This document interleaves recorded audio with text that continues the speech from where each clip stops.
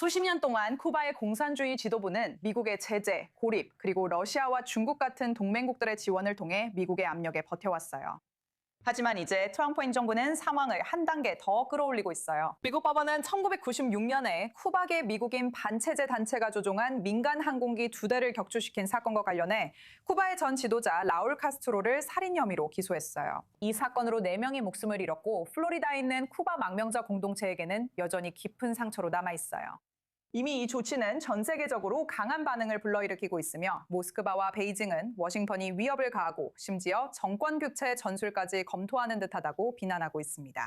그리고 미국이 쿠바에 대한 새로운 제재를 가하면서 사실상 석유 수송을 막는 봉쇄 조치를 취했어요.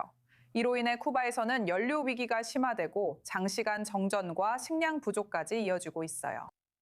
지금 함께하는 분은 뉴욕에 본부를 둔 미 쿠바 무역경제위원회 회장 존 카발렉 씨입니다. 라울 카스트로 기소가 얼마나 중요한 일이라고 보시나요? 이게 주로 상징적인 의미에 불과한 건가요? 아니면 실제로 미국이 쿠바에 대해 더 강경한 조치를 취하는 데 길을 열 수 있을까요? 그리고 만약 그렇다면 그 조치가 어떤 모습일 거라고 생각하세요? 말씀하신 두 가지가 모두 결합된 것이라고 볼 수 있습니다. 이건 보여주기식이기도 하고 상징적이기도 합니다. 라울 카스트로는 절대 미국 감옥 안에 들어가는 일은 없을 겁니다. 그는 결코 피의자 호송을 당하지 않을 겁니다. 그는 그의 마지막 날들을 보내게 될 겁니다. 그는 6월에 95세가 됩니다. 그는 마지막 날들, 마지막 몇 년을 쿠바에서 보낼 겁니다. 그는 쿠바에서 죽을 것이고 쿠바에 묻힐 겁니다. 하지만 상징적으로 트럼프 대통령은 이것이 1996년에 민주당 소속 빌 클린턴 대통령 시절에 일어난 일이라고 말할 수 있습니다. 그 후 공화당의 조지 부시 대통령 시절에도, 그 다음 민주당의 오바마 대통령 시절에도, 또 민주당의 바이든 대통령 시절에도 아무 일도 없었고 이제는 트럼프 대통령입니다. 그래서 트럼프 대통령은 첫 번째 임기와 두 번째 임기 내내 매우 집중해서 항상 전임자들이 하지 않았던 일을 하거나 그들이 했던 일을 되돌리는 데 주력하고 있습니다. 혹은 그의 경우에는 그들은 약했고 멍청했고 어리석었으며 그는 뭔가를 할 것이라고 말합니다. 그래서 그 보여주기식 성격, 상징성, 특히 남부 플로리다에 있는 사람들에게는 매우 중요합니다. 두 번째 부분에 대해 말씀드리자면 이것이 제재든 행정부의 조치든 더 강력한 조치로 이어질 수 있느냐는 질문에 대한 답은 예입니다. 미국이 1월에 니콜라스 마두로에게 했던 것처럼 라울 카스트로를 군사적으로 잡으려고 시도할 거라고 생각하느냐고요? 아니요. 하지만 이것은 상징적인 의미이고 보여주기식입니다.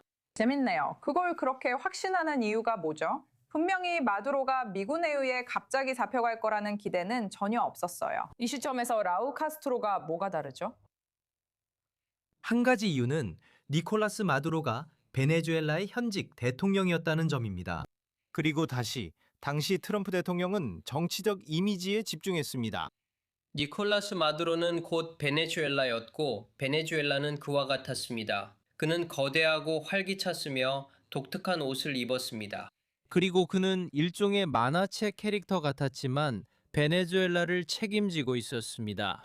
그래서 대통령은 몇 달 동안 베네수엘라 해안에 함대를 집결시켰고 들어가서 그를 붙잡았으며 지금 그는 뉴욕의 구금센터에 있습니다.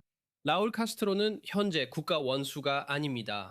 그는 2008년에 은퇴했습니다. 죄송합니다. 2016년이었습니다. 그는 전직 국방부 장관이었지만 지금은 은퇴했습니다. 이제 그러니까 이야기의 흐름은 그가 은퇴했는지는 중요하지 않다는 겁니다. 그는 여전히 책임자이고 여전히 나라를 통제하고 있습니다. 그의 가족이 나라를 통제하고 있습니다. 하지만 현실은 95세의 노인을, 그것도 국가 원수나 정부 수반도 아닌 사람을 30년 전 일 때문에 잡으러 간다는 건 정말 많은 자원이 들어갑니다. 문제는 트럼프 대통령이 베네수엘라에 대해서는 우리는 석유를 가져올 거다라고 말했다는 점입니다. 맞아요. 쿠바에서는 기본적으로 정치적으로는 사실상 파산 상태입니다. 당신이 그 빚을 떠안게 되는 거죠. 그래서 저는 그게 계산에 들어간다고 생각합니다. 전 마지막으로 제가 묻고 싶은 것은 만약 쿠바가 미국의 봉쇄와 우리가 보고 있는 제재 때문에 완전히 붕괴된다면 트럼프가 이로 인한 대규모 이주 사태에 대해 전혀 걱정하고 있다고 생각하는지 여부입니다. 전혀 그렇지 않습니다. 그 이유는 이 대통령이 이민 문제를 무기로 보기 때문입니다. 그리고 그는 미국 해군, 미국 해안경비대를 포함해 미국 군대의 모든 수단과 방법을 동원할 준비가 되어 있습니다.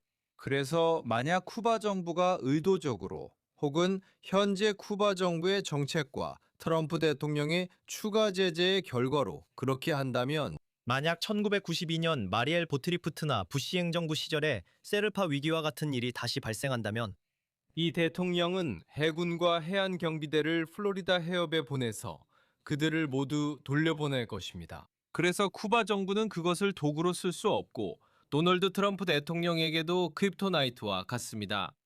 그는 해볼 테면 해봐라 라는 식으로 말할 겁니다. 해보라고. 왜냐하면 우리가 사람들을 돌려보내는 생중계 영상을 모두 보여줄 것이기 때문입니다. 그들이 어디에서 오든 상관없습니다. 그들이 합법적으로 여기 있지 않다면 무슨 일이 있어도 들어올 수 없습니다. 그래서 그것은 쿠바 정부가 무기로 사용할 수 있는 도구가 아닙니다.